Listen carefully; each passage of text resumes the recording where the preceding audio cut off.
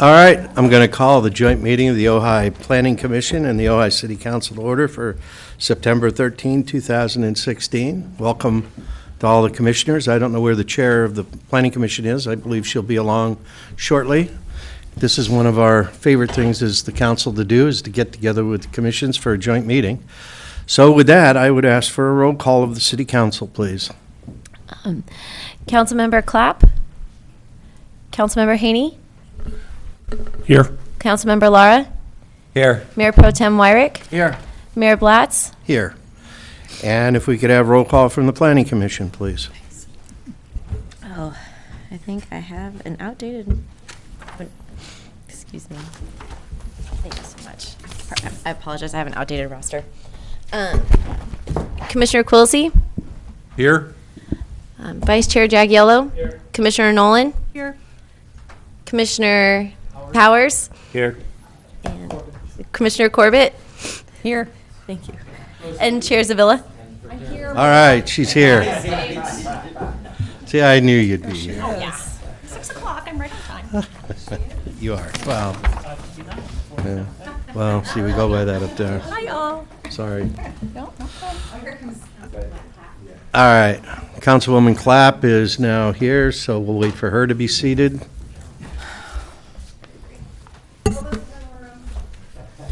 Okay. And if we could ask Commissioner Powers to lead us in the Pledge of Allegiance, please. I pledge allegiance to the flag of the United States of America and to the republic for which it stands, one nation, under God, indivisible, with liberty and justice for all. All right, once again, thank you everybody in the audience for being here, and thanks for the commissioners to be here. As I said, this is one of our favorite things as the council to do, is to meet with the commission, so I'm hoping to have a productive meeting. We start off with a presentation. Mr. McClary? No scheduled presentations, Mr. Mayor. Okay. Then we're going to move on to the discussion items, and the first discussion item is the discussion of water issues.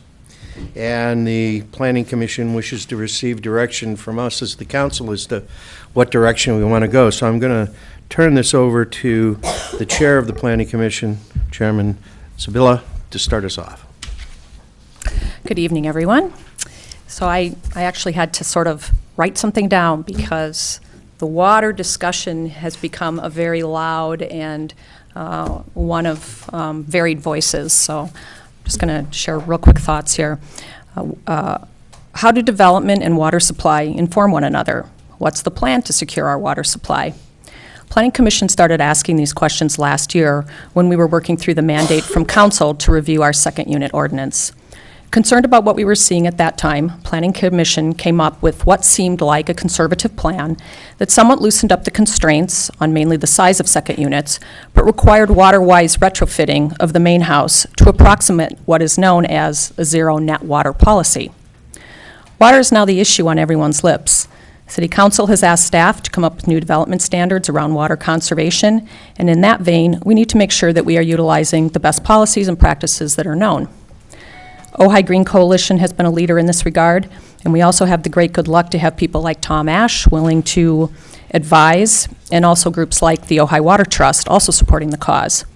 Where we go from here is what we need to clarify. Staff's resources are limited, and I'm wondering how we can expedite the process. Rather than put in another committee in place, which is often the slowest way to get things done, I would like to propose that I and perhaps someone else from PC, City Council, BABS, form some sort of group to expedite how we move forward with not only development standards, but sort of a holistic approach to what our water policies are. Mainly zero net water policies is something that a lot of people are bandying about is a great way to go. So I will leave my comments there. Okay. Thank you. Anyone on the council wishing to discuss this any further as far as the committee, forming of an ad hoc committee as chair suggests? Mayor Pro Tem Wyrick? I think that would be very useful, and I think it ought to broaden a little further. For example, we are such a small footprint in the valley that unless we include some, at least, attempt at looking at things in the valley as a whole, I think we limit the effectiveness. And for example, I don't know if there are attempts, for example, to rejuvenate the, I believe it's the Ojai, I think it's the Oakview Civic Council or something that I just saw. There, of course, is the MAC. But I'm thinking that we ought to try and think about looking at those other organizations, one of those two, or maybe one from both, to include in kind of an ongoing group that could also integrate efforts with the Water Trust. So that would be my only suggestion. Councilman Haney? Well, what I thought was interesting was when Rosalie said, well, forming a committee obviously is going to take forever to get the results, and then go, I'd like to suggest that we put together one. It's a different kind of committee. So I kind of just Let's not call it a committee. there you go, but I was chuckling inside going, no matter how you do it, you got to have a committee. This is, I can just tell you real quickly from what William and myself and Angelo, who's going to be speaking later on, I'll introduce him formally later on, but this is our take in the last 6 to 8 weeks. Water changes weekly. There is so much information out there. There is so much that has to be gathered, that has to be formulated, it has to be put into some manner or some process where it can be digested and then looked at as how it will impact or how we can apply it to ourselves. So we're going to talk to this a little later on this evening, but the short term is I like William's idea of trying to be inclusive to the county, but at this point in time, I think we need to look at what we can govern, and that has to be our own city ordinances and our own city codes. So I wouldn't be opposed to starting the dialogue sooner than later on that. In fact, I think it's worthwhile. And the other thing that it's going to provide to the community their ability, their opportunity to see how a system can work and work well for you versus sky-falling ideas or worst-case scenario ideas or things that just aren't even relevant as you throw them out there. You know, it needs to be looked at, it needs to be studied, and it needs to be thoughtful because we're going to be impacting a lot of people with whatever we do regarding water, regarding changing our building codes, anything and everything that we do. So it just can't be knee-jerk. It's got to be thought out. It's got to be careful, and it's got to be looked at. And the community needs to see us doing that. And if anything, I would not be opposed to putting one or two citizens on that committee. You know, that might be not necessarily impacted, but might have some thoughts outside of their own businesses. For instance, who did I talk to? Well, it doesn't matter. I'll talk later about that gentleman. But that's my take on it. So 1, I'd be for it. 2, it has to be community inclusive. 3, it's got to be thoughtful and careful. And it's got to be, if we do any type of committee, it's got to have a date certain. We're going to start here. We're going to come back with something here, because the never-ending journey that I'm on a couple of these committees is not beneficial to anyone. Okay. Councilman Lara? Yes, thank you, Mayor Blatz. When I think about the development standard and the holistic approach, I think about 2 different things.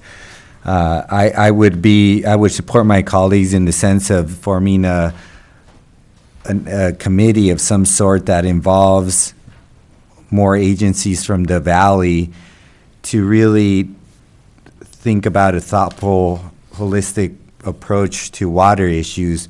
But in terms of development standards, we are going to be talking about that in the following, hopefully in the following city council meeting. So I would really wait on that to see what we think about in terms of what the staff report is going to bring, and whether that might be a better approach for the whole planning commission to look at, because that just impacts right now our city.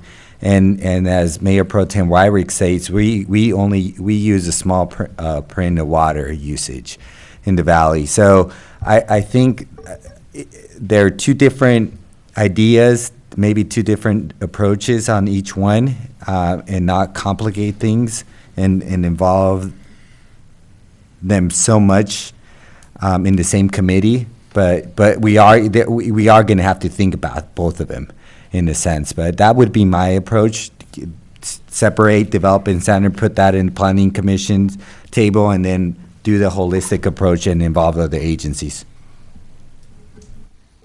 Councilwoman Clapp, you have anything? If I'm understanding Councilman Lara, you're saying you think that we should go ahead and proceed with our original direction to staff to come up with some water-wise standards first before we appoint a committee? Yes.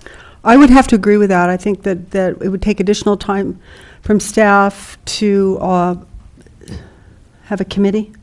And during the process of going over these standards that are brought forward by staff, there's a public process within that as well for feedback and suggestions. So I think that would be accomplished within that. So I would have to agree. I think it's just adding another layer and will slow things down.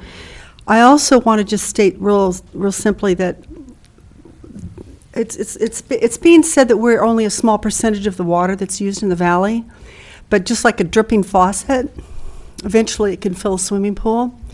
So I don't want to diminish our impact. And we have a responsibility, no matter what the percentage is of water we use in this valley, we really have a moral responsibility to moderate that in whatever way we can. So I would like to encourage us to go forward with the existing staff recommendation to come back with water-wise standards and proceed that way and allow public comment when it comes back. All right, my initial take on your suggestion of a committee, I think we have to look at it similarly to what Councilman Lara and Councilwoman Clapp have said. And we can talk about it later as far as staff time is concerned.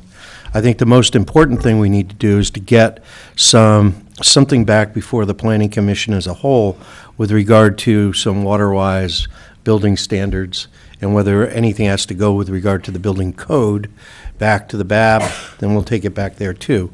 But I think that's the initial step. I think that's where we're going to have our most impact. However, I think along the lines of Councilman Haney and Mayor Pro Tem Wyrick, that when we begin to look at the overall water issue, we can't just limit that to the city of Ojai. We have to have more of a global approach that would take in even parts of Ventura that are being serviced by Casitas. And as you know, when we were doing the flow, public hearings and public workshops, and when Casitas was having those public hearings, there were a lot of people that came up from Ventura to complain about Ojai being, Golden State being taken over by Casitas because they thought it was going to cost them a lot more money for their water. So we know that they're fairly vocal down there as well. But I think we need to try to include them. And the only way we can really include them is to bring people like Steve Bennett in on it, because that's the part of Ventura that he represents, as well as the Ojai Valley. I think we're going to have to bring in the ranchers from the East End and kind of get and in this committee, we may need to have the purveyor. We may need to have somebody from the purveyors that sits in on it. But that's more of a long-term, overall global look at how we're going to be looking to the future.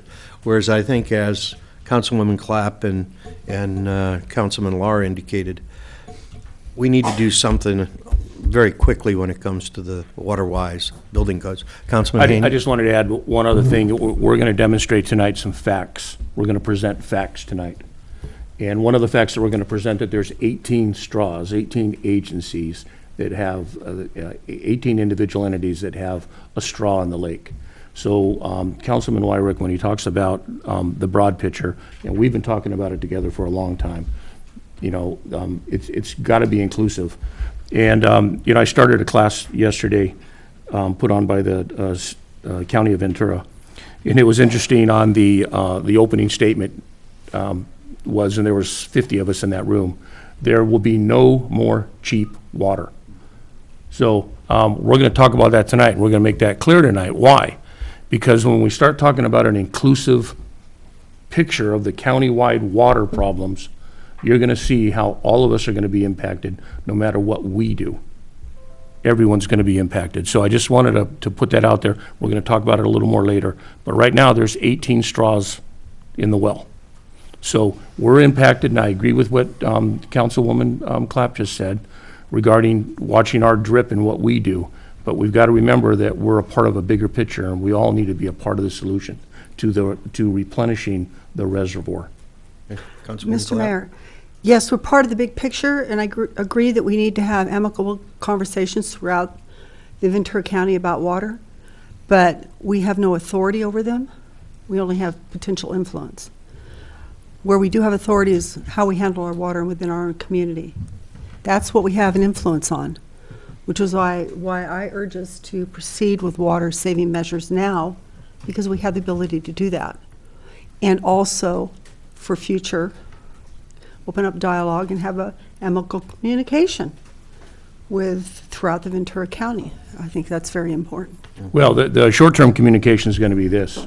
It's going to be Casitas Water District and the OBGMA, because we're going to show you tonight, we're going to reach a critical point in water use and consumption, as well as availability. We're going to reach a critical point, and we'll show you that point. And at that point in time, we're going to need real clear and sound communication with the OBGMA as well as Casitas Water District. And we'll show you that tonight. Mayor Pro Tem Wyrick? I'd like to urge my colleagues that we maybe try to limit the debate amongst ourselves and listen more to planning commissioners. Yeah, well, I'm going to go to the Planning Commission right now, because I want to get your input on this, so who'd like to start? Anybody? Okay. Commissioner Nolan. Okay, Hi. so hello, thank you. Well, this is interesting. I'm always interested in water, and several things that I've actually worked on as a committee chair through the Planning Commission. Number one, complete streets. In our complete streets policy, we actually include capturing stormwater management, infiltration. I think the thing to do is, and I've actually had the discussion with Greg Grand, is to make sure that that happens in every project where it can. I realize due to our soils in some areas we can't do, but of course you do gather information to your findings ahead of time, but I think that should be really pushed. And there's some community programs we can do, outreach programs, but anyway, that's one thing. I have a lot more details. I know we don't have a lot of time tonight, so I can share that later. A couple other things that I do want to share is that I actually worked on the Modified Water Efficient Landscape Ordinance. And within that ordinance, there are several things that when we did this in 2010, that we proposed to have the city look at. It was in addition to what the state actually required. So in other words, you could either adopt the state ordinance, or you could make it more strict or more stringent, but you can't do it less than. And there were some things that we wanted to include about gray water, and I'm not saying that we have to do this. I think these are just considerations for all of us to think about, and then we can decide. I'm just going to name a few because I don't want to take up too much time. But for instance, one of them was that all new construction and possibly remodels that were requiring a permit where it was applicable, providing the foundation on the house, that you would have to plumb for gray water. You wouldn't have to hook up the system, but you would be ready to go. And so there were some things like that, and I guess it wasn't the right timing because I could not get any inertia from everyone that I spoke to. But now I feel I'm bringing it back again because I feel like the need is here. So are things like that, and other communities have already done this. They've done it in Los Angeles. Chula Vista's done it. So these are ways that you can actually, start conserving. These are conservation methods. The other thing I wanted to bring up was in that MWLO ordinance, the water ordinance for landscape, up to 50 or 70% of the water used in a residence is used in the landscape. So if there are ways that we can actually cut back in that, I know once again we're a small city, but I agree with Betsy that every drop counts. So there are some measures in there that I've looked at and that I'm willing to look at again and actually bring to, maybe it's the committee that forms I'd be willing to do that. In addition, Vice Chair Jagiello and myself are on board with the Sustainability Committee and had agreed we'd work on water. We both have been really busy. We're ready to get going on that. So some of this could fall under that. And I'm going to share two more things. One of them is I've been in contact with, this is through the City of Goleta, City of Santa Barbara, and County of Santa Barbara, and the originator of an initiative that they're working on, those three entities. It's a Sustainable Living Research Initiative. And I'm just going to read, this was from Santa Barbara, but I'm going to plug in the word Ojai, and you're going to see where I'm going with this. But it says, given the challenges of water and energy supply, limited land, parking and traffic concerns, public perception of higher density, and the cost of development, how can the city of Ojai meet the magnitude of need for increased housing while maintaining local quality and character? With the integration of the Sustainable Living Research Initiative into its, they have new zoning ordinance, the city of Ojai, once again, I'm just throwing that in just for the perspective, can lead the way for other cities to respond to housing needs while improving on environmental standards, engaging community concerns in a transparent manner, and maximizing land use without quality of life or property, or without loss of quality of life or property values. There's more, but it's something we may want to consider because these are water's tied into, as we know, our housing issues and everything else. So this potentially could be something we'd want to look at and explore as another means for, what we could do as a city to manage our water and conserve water. And in addition, housing, traffic, and what have you. And then one last item that I think might be a good idea, and whether or not we do it sooner or later, but we may want to post on the city website, I don't know if we want to call it a sustainability page or just water, and that could be a resource for anyone, whether you're building or just a community member that wants to access some information about what's going on. For instance, a member of the Green Coalition who's active in their water program, I printed this out, but she actually just sent me another updated one, but it's a whole resource of county, city, government agencies that everything that can affect like stormwater, runoff, and what have you. So things like this could be posted to help everyone get educated. So I would kind of push for that. And if you're interested, once again, I don't want to go into, there's more details, but I'm willing to do my part. Okay, thank you. Can you take care of getting that posted on the website, please? Absolutely. Thanks.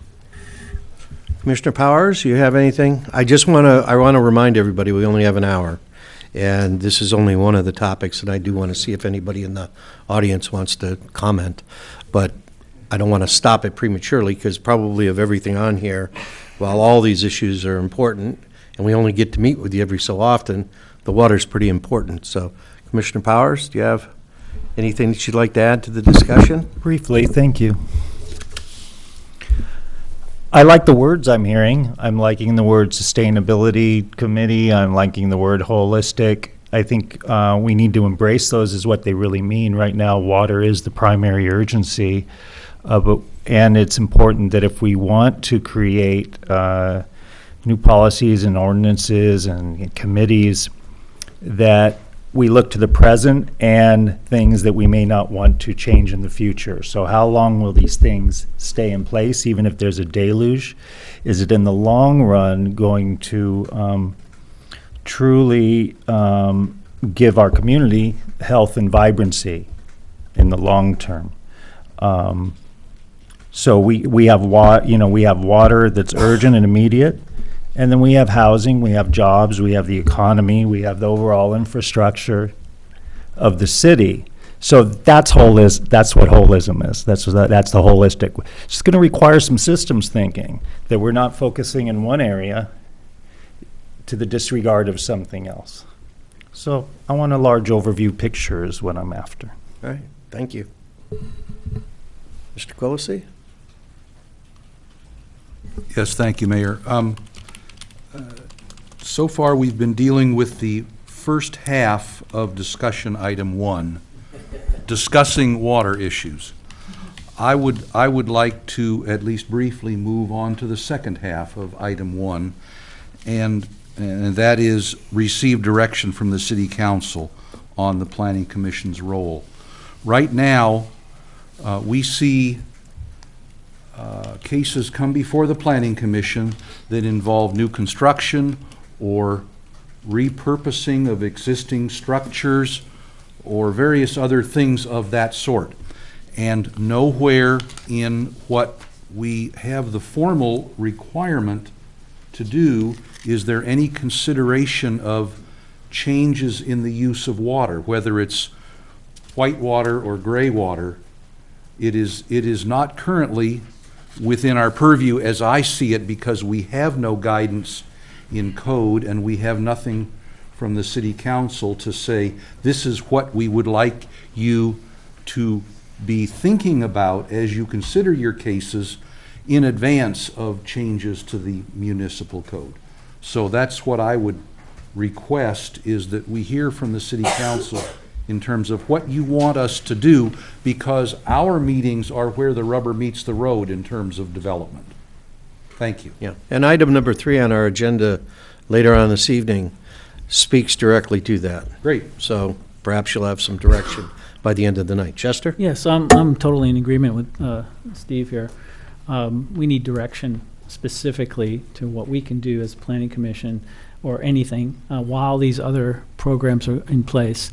There is a committee. I just want to reiterate what Commissioner Nolan said, which is our priority, is to look at zoning as in regards to the water issue for the city of Ojai. That's our prime mission right now, and we're both ready to get into that, and we're also accepting other committee members if we have any other volunteers. So, Okay, thank you. All right, is there anyone in the public that wishes to address us? Oh, excuse me, Mr. Corbin. My concern with the water issue is basically, I think it's clear that we know sort of what direction we have to go in order to conserve as a city. But my concern is having our voice heard among all these many agencies that are actually going to decide how this goes. And I think at one meeting, Randy Haney said something about we can conserve ourselves right out of business, out of water. And we are a drop in the bucket, and it is a county issue, and everybody's out to solve their own individual problem, and we're the tiniest one there is. And so I want to make sure that Ojai has an official voice that does communicate with these agencies, and I think that's critical. It's true.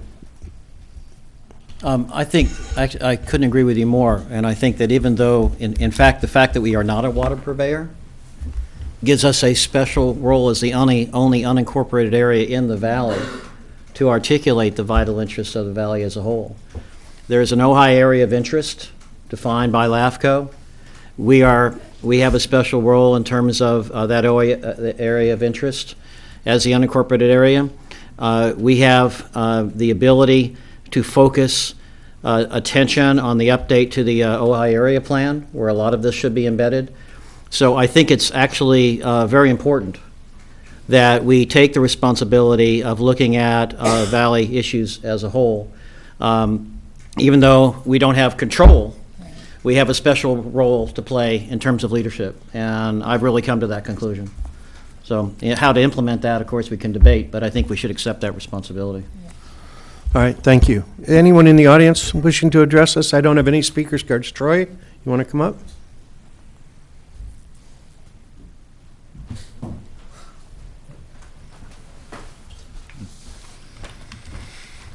Good evening, council members and planning commissioners. My name is Troy Becker, 100 Longhorn Lane, former planning commissioners. Appreciate all the work you do. No, I'm not here to talk about pools, but if you have any questions, I'd be glad to address those. I think the State Association sent you a bunch of stuff on that anyways. The water issue is really dear to my heart. I know some of the other planning commissioners have heard me, I think since 2006, literally giving speeches and planning about we got to do something about conserving water.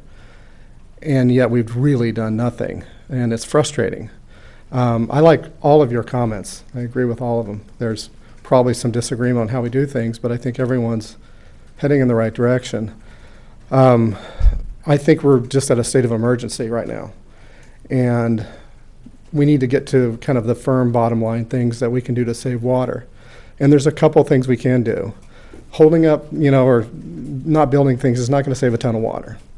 Not building pools isn't going to save a ton of water. You can read all about that. What's going to save water is people turning off their sprinklers. And I walk the walk. I had about 2 acres of lawn, and if anybody's been near my house, it's all gone. We turned that off in 2007, and we've saved hundreds of thousands of gallons of water. So I think you need to go out of the gate with something very simple and very firm. That might be one of them. Lawns just can't be watered. Trees, things like that, yeah.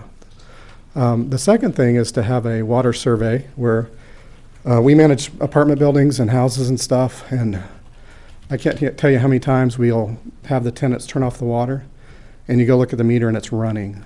That means there's a leak. So we should do that. We should work with the water purveyors and say, hey, what if a homeowner just wants to go shut off all their water? Can you go check the meter?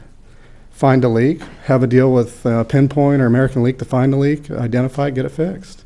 And then the third thing is, and I just replaced 4 out of 5 toilets in my house for $90 a piece, and the dual kind, the kind they have in Europe.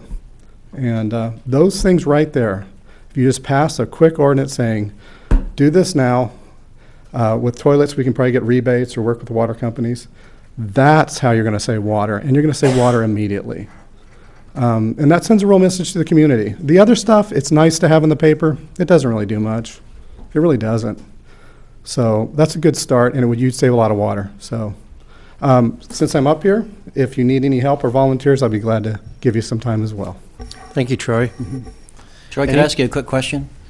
Can you get me some information? You probably have more information than I do on the latest technology for detecting water leaks in pipelines. Yeah, absolutely. I'd appreciate that. Yeah, Thank you. It's pretty easy, too. We do a lot of that. Yeah, it would be interesting to find out how much water is leaking out of the sewer system, too. Right. Could be tremendous amounts of water being lost through the sewer system, and that's the sanitary district. I just wanted to mention that the Green Coalition is going to be doing an educational class on how to read your water meter, how to go out and do it. You look at your water bill so people have a better understanding from the get-go of like where they're using water and how much, and if there's a leak, how to fix it and where. One of the things I brought up at the last OBGMA meeting was that that Golden State doesn't give you a very good idea of how to read your usage and how much water you're using as opposed to what it's costing. But I did find out at that meeting, and I went to look at it, that they do have a fairly decent video on their website on how to read your your water bill. So that's something that you might want to go do. One real more simple thing, and Troy, you might where'd Troy go? Appreciate that, and that's the fact that there are regulators all over town that are shot. And Golden State's delivering water at greater than 100 PSI, and those regulators aren't working, and that just drives leaks all over the place. So there's things like that we could probably incentivize and work on. Anybody else in the audience? Sure, come forward.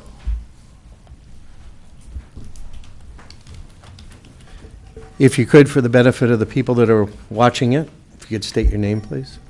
Yes, thank you, Mr. Mayor, council members, and planning commissioners. My name is Russell Sidney. I'm the executive director for the Ojai Valley Green Coalition.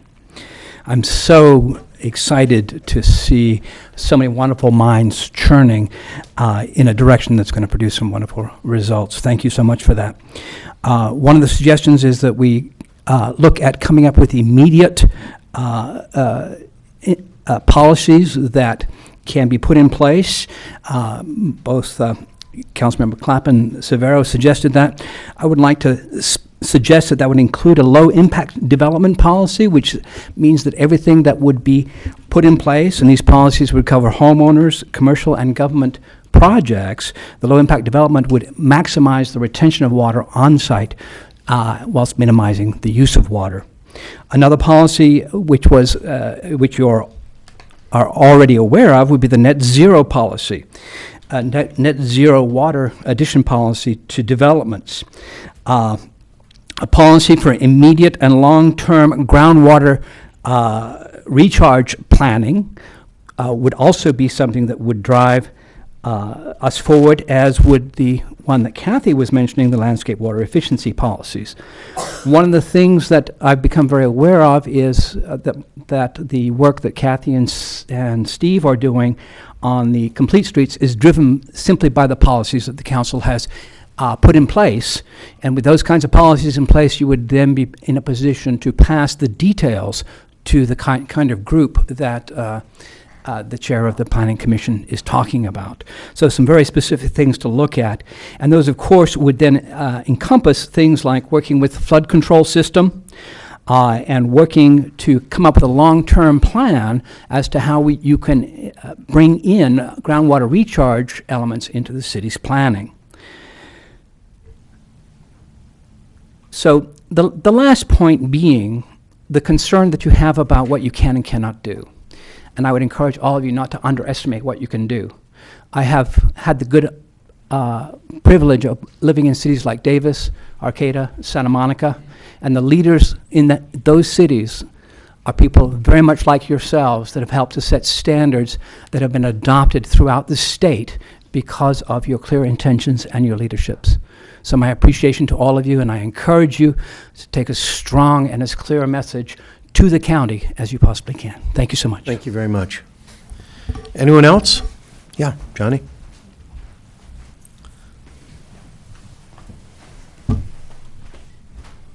Johnny Johnston, a concerned citizen. I'll be quick. The demonstration project on South Fulton, is that something that is managed by the city, or is that the private property owners?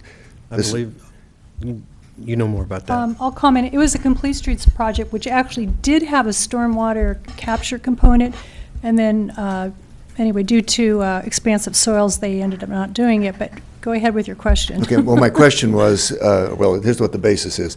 I walk the town, you probably see me wandering. I walk the bicycle path. The morning I got my notice saying 10 minutes to water the trees, this is kind of going along with Councilman Wyrick is saying, the moment I got that, or the morning I got that, I went out for a walk, and I walked past the demonstration project with the drought-tolerant grass and all of the good stuff for the runoff. The sprinklers had been running for Lord knows how long. I videotaped it, and after 10 minutes, I walked over to the water company and asked, I don't know who's responsible over there, but could you tell them to turn it off? They seem to have limited interest in the subject, or at least the person waiting on me. So I went back and continued to videotape for a while, and so my 10-minute watering of my trees was offset by 40 minutes worth of water running into the gutter. So my suggestion would be, if the city has anything to do with that, then maybe the Public Works Department do an inventory on any kind of irrigation systems they've got out there to be sure that kind of gets corrected. It would be simple, I think. Okay. Thank you. Okay. Anyone else in the audience?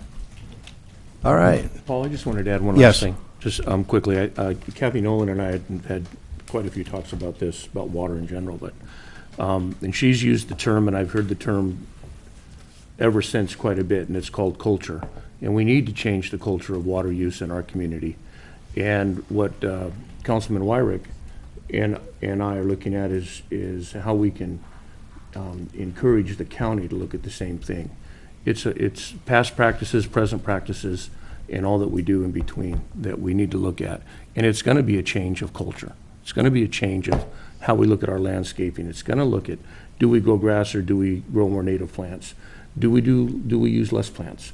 So it's a culture, and it encompasses all. Well, I think that you change the culture by repetition and time and all that goes along with that, but I totally agree with you. We have to change a whole way of thinking about it. Now, it's 20 minutes to 7, so I want to get to these other two discussion items. However, because we spent as long on this as we have, Mr. McClary, if we don't get through all of this, because I don't want to feel rushed, I think that I would like to have, with the agreement of my colleagues, another special meeting with the Planning Commission before our next meeting, so we could continue our discussion. I just don't, I feel like we only have an hour, but there's so many important things we have to talk about that, at the end of some of the meetings that we have with our commissions, I feel like we're just getting into it, and then we're done, and we don't see it for another year sometimes. So that being said, let's move on to item number 2, discussion of prioritization of Planning Commission work tasks. And the tasks that we've identified is neighborhood planning, second unit ordinance update, water issues, cultural resources, Bryant Circle rezone, landscape ordinance, and cleanup code revisions. Does the chair have any thoughts on this to begin with? Well, I think the second unit ordinance was something that we worked on for many months, lots of staff time, lots of diligently looking at implementing our mandate, which was to see where we might be able to loosen up some of the constraints on second units. And I think that we came up with an extremely conservative policy that actually took into account at least approximating a net zero policy in terms of if you create a second unit over here, if you're going to do it bigger than what is allowed by right, you have to retrofit the main house with all the water-saving technology that we can, so that if you're creating a second unit, you come up with a zero net policy. So that's really what we talked about. That's kind of what we came up with. It was pretty conservative based on if everybody built out what we were suggesting, it would be, at least we would know what the max would be in terms of, it would be something we could audit in terms of water use. We're now in a different climate. I certainly don't think it should be any more liberal than anything that we discussed, and I don't think that we should implement anything until we have these water-wise zero net policies in effect. Okay. Any other comments with regard to prioritization? Mayor Pro Well, just Tem on the Meyer? second unit matter, it's come before us, we've made some comments, and actually, I mostly agree with you. And that is, I think that we should finish the work of how we want it to read. But that doesn't mean we go and implement it. But I think we ought to finish it in terms of having changes to the ordinance that we say, all right, if we were in a normal water situation, this would be okay. Or actually, no, we're going to be permanently changing our water consciousness. But have it in place, look at it, and have it concluded. But that be a separate decision about when to implement. And if it's in a true zero net aspect, I mean, that becomes part of what council has to decide. But what I hate to see is a lot of work, and it puts on the shelf, and we don't conclude it. So I think we ought to conclude it and have the decision of implementation be somewhat separate based on the water situation. That's what I urge. Okay.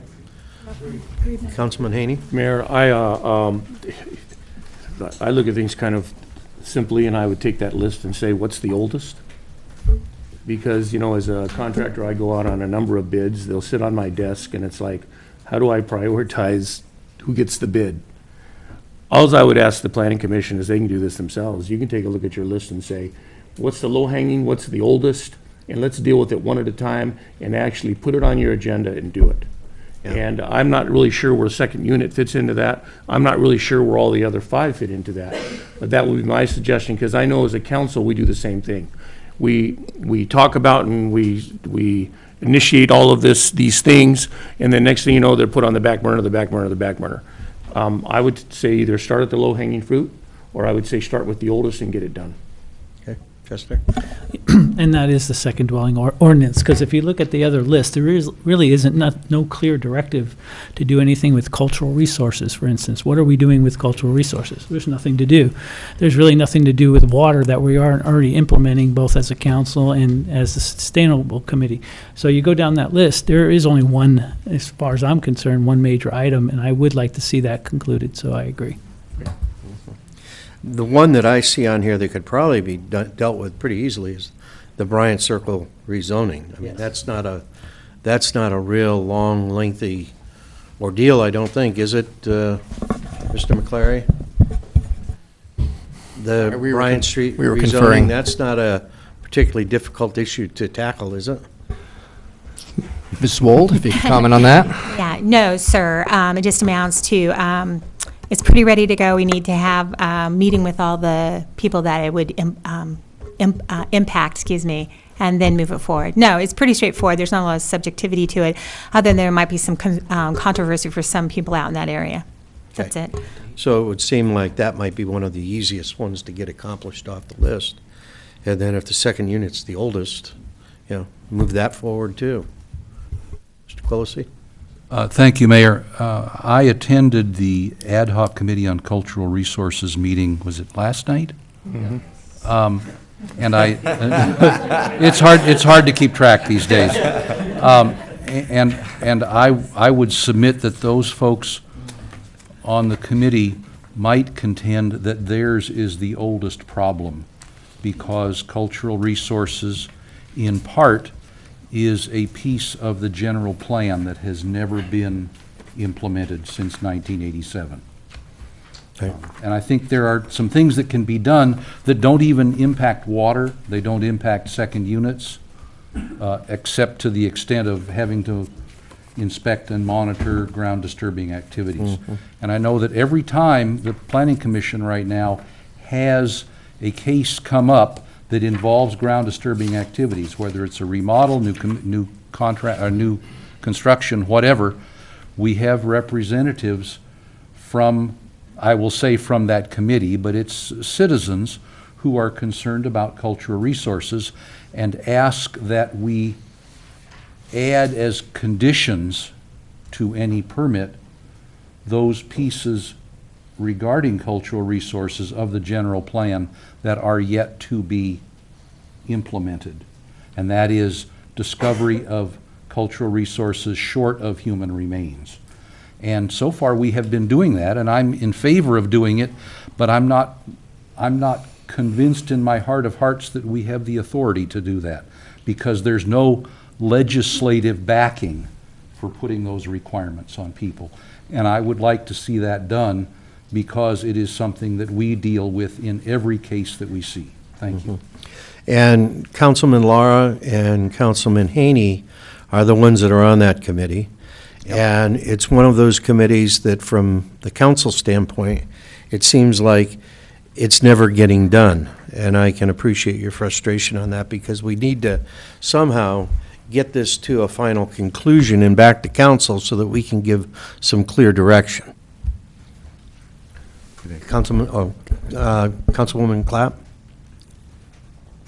As far as priorities, I see water as the number one priority. I see water as the number one priority in addressing that situation, but there's two other priorities that I see are integral, that are closely linked to water. One is short-term rental enforcement and the second dwelling unit program, and also the discussion of whether or not we want to have tiny houses be allowed by right on every piece of property in town. I think that we need to look very seriously at the water issue, but I don't believe we should have a subcommittee to do it right now. I think we need to let staff come back with their recommendation for water-wise policies. And then after that comes back, have a discussion about how we want to proceed further as far as reaching out to the rest of the county. I also feel that as far as adopting a second dwelling unit program or any program that has anything to do with tiny houses should not even be considered until water's addressed or until STRs are under control. Because right now it's very hard to control STRs, if not impossible. And if we start building second dwelling units and allowing tiny houses onto properties, that's going to exacerbate the problem, and it's going to become so out of control that we're going to lose control of our community. And those are the three things I have to say. Okay.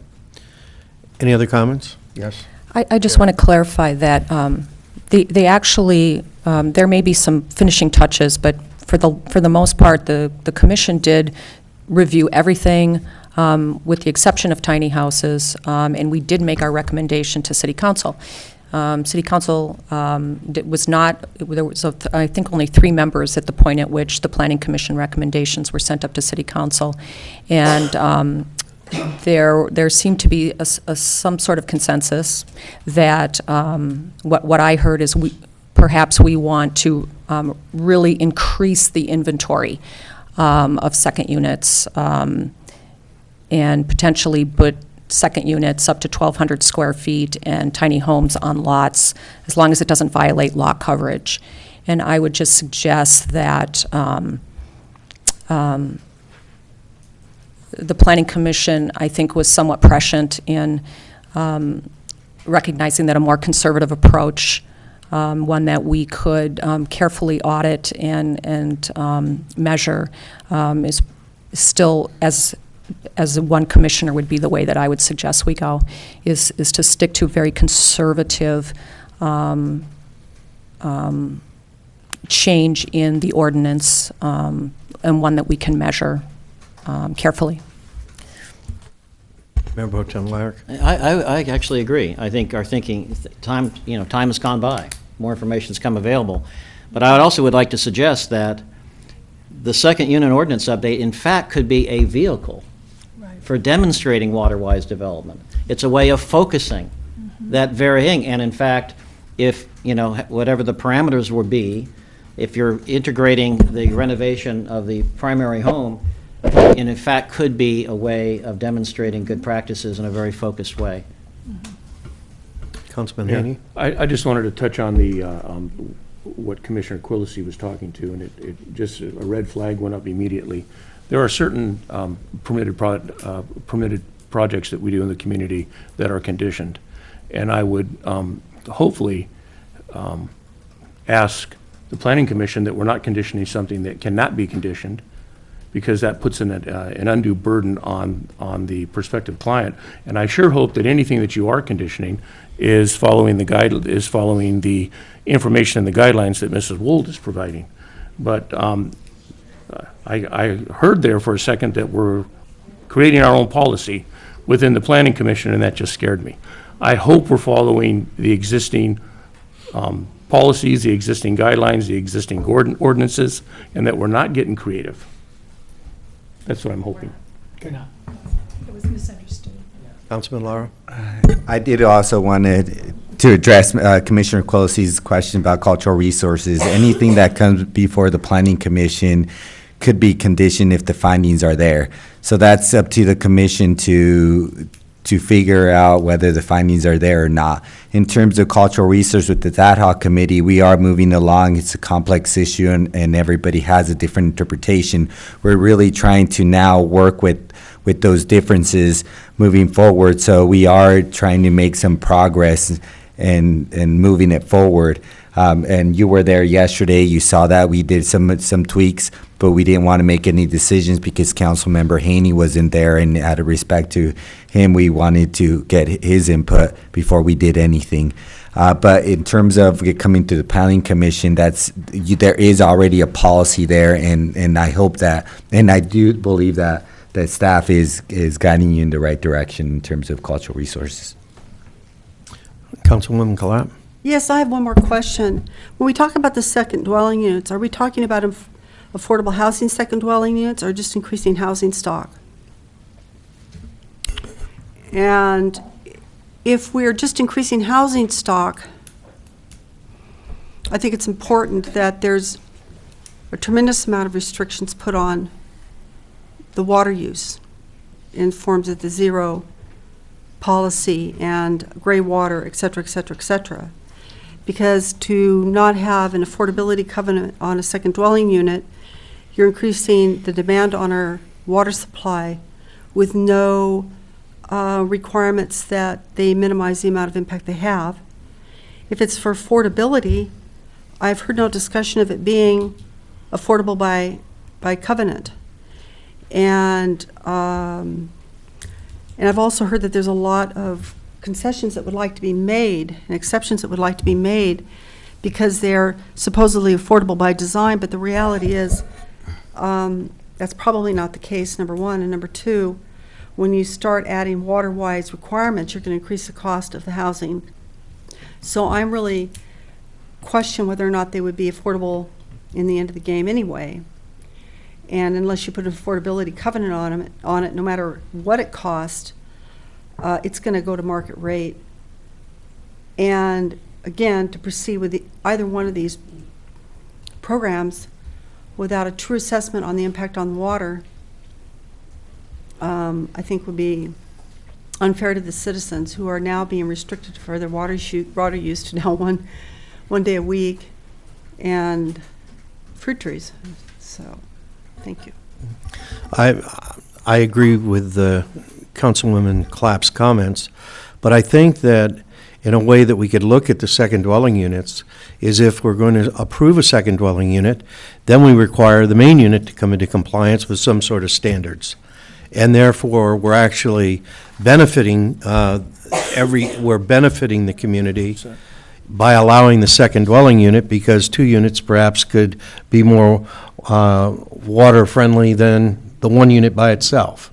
And I think that's what we have to look at. That's yes. how we wrote it. Yeah. Yes, That's what we May I recommended. interject real quickly? Yes. Yes, that was indeed how it was written, but the meeting where you and I weren't present, those standards were actually rejected by the council members that were there. They said they wanted to remove all impediments, including retrofitting the main house, and it sounds to me like the sentiments Actually, that's maybe not have true. changed. I just watched the meeting. That's not what And happened. maybe things have changed now, and I think that would be great, because I think that's really important. For the record, that's not what happened.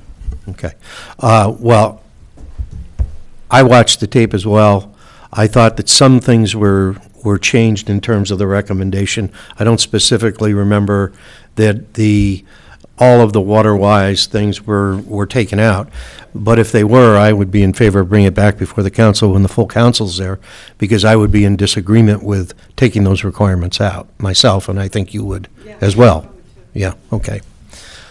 All right, any other conversations with regard to priorities? Do you have any clarification? Yes. Okay. Yeah, I think we do, and I think that we right. can hew to this list and keep reordering. Yes. Well, we have a recommendation from the city council based on that meeting, which only 3 council members, which was a majority. Now, my question is, the council that they gave us, the information they gave us, is that still the priority in which we're pursuing? Because at this point, that's what's of record, and that's what I'm considering our direction from city council. That's correct. It is your direction at this point until council brings That's it what I back. think we got to clarify, because Right. I think Rosalie may think that otherwise. I do think otherwise, and did we not just clarify that piece? Could you? No, I think that I would be, with the concurrence of all my colleagues here, I'd be very happy if you guys wanted to take up this specifically to make sure that the water-wise aspects are in there. Right. And make sure those are integrated as a model, and then try to get to the point where we could start drafting an ordinance and look at that. But are you saying that you are still in favor of seeing second units and tiny houses on any lot in the city? Yeah, the as tiny long house as it thing is a doesn't bit violate separate. lot coverage? Tiny house was, Okay. Mr. Summers has arisen. I'm sorry to jump in here. Unfortunately, the council can't rewrite the previous decision made by I understand. a quorum tonight, but the direction that could be accomplished would be to direct either that the planning commission reconsider the item in full, taking into account the direction previously given by the council, or perhaps better, to ask that it be first, before it goes to the PC, put back on the council's agenda for the full council to consider the matter, but we couldn't rewrite it tonight. May I suggest, in the interest of time, that we signal that we're willing to listen to additional recommendations? That would be more than Planning acceptable. Commission. Thank you. Does that help? Huh? Are you saying that you would consider a more conservative approach than what you suggested at that meeting? Can we say that? Can we ask that? It's too broad for me. It's too broad. The commission could certainly, in their consideration of the item at their meeting, reevaluate all of the items at issue and ask that when it comes back to the council for first reading and introduction, that the council consider more conservative standards with regard to water development. Right. Okay. Okay, Did you get it? not really. Hold on. Before we move on, I want to I make do sure. have one more question about Okay, this. I'll get to you, but I want to make sure we have clarification and make sure, Mr. Summers, that I understand it. It's back, it's back at the Planning Commission right now. You can look at it and look at modifications that you wish to either have readdressed by the council, or additional items that you want to be included to be looked at by the council, and then you send it back to the council, and we can act on that. And we can leave it the way that it is, or change it. Yes. Yes, indeed. To be more conservative. That's correct. Okay. Okay? Thank you. Got it? Yes. Councilwoman Clapp? I would like to know whether, if no affordability covenants are put on the second dwelling units, and I'm assuming at this point we're taking the tiny houses as a separate matter? I would like to see them as a separate matter. I Okay. believe that was the direction. Okay. I would like to know if we're not going to put affordability covenants on the second dwelling unit policy if it's exempt from a complete EIR. Mr. Summers? I understand the question to be if the council considers and the commission consider allowing second units to go forward without requiring net zero water use, does that require an EIR? No, affordability covenants. Pardon me, without requiring affordability covenants, that would likely not require a full EIR. It would, of course, require CEQA compliance, but there's a number of state protections that protect second units of a certain size that exempt that from CEQA. And what size is that? 1,200 square feet or smaller. So if it applied with respect to second units or tiny homes above 1,200 square feet, we're outside the state protections, then we would be looking at CEQA compliance. On this limited record, I'm not sure if it'd be an EIR. Certainly, at least it'd be a negative declaration with some analysis and evaluation. Okay. It's 7 o'clock. What's the pleasure of the council? Do you want to have another special meeting before the next? Okay. Then if you could arrange for this meeting to be continued at 6 o'clock prior to our next council meeting? On the 27th Yes, September. I would Thank you. appreciate it. So until then, we are in recess. Thank you, everybody. Thank you.